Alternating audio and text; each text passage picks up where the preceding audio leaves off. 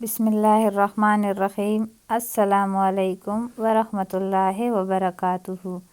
دعاؤں کی قبولیت کا وظیفہ۔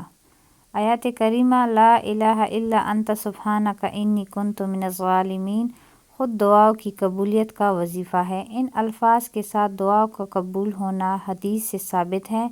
رسول اللہ صلی اللہ علیہ وآلہ وسلم نے ارشاد فرمایا کہ ذوالنون یعنی یونس علیہ السلام کی وہ دعا جو انہوں نے مچھلی کے پیٹ کے اندر مانگی تھی، یعنی لا الہ الا انت سبحانک انی کنت من الظالمین، جو مسلمان اپنی کسی بھی مقصد کے لیے ان کلمات کے اکثر لوگ دعا کرتے اور اس کے قبول نہ ہونے پر پریشان بھی ہوتے ہیں۔ حالانکہ کسی کی دعا رد نہیں ہوتی، اس کی قبولیت کا ایک وقت مقرر ہوتا ہے۔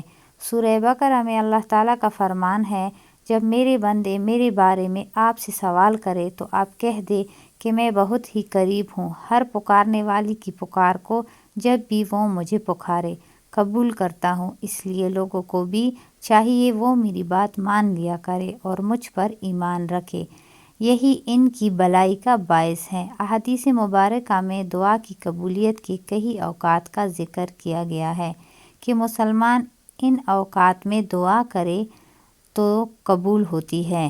ان میں سے چند اوقات کا یہاں ذکر کر رہی ہوں۔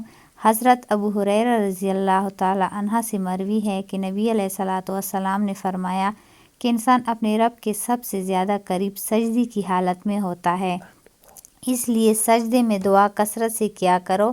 حضرت سہل بن سعد سے روایت ہے کہ رسول اللہ صلی اللہ علیہ وآلہ وسلم نے فرمایا، دو دعائیں رد نہیں کی جاتی، ایک اذان کے وقت، دوسرے بارش کے وقت۔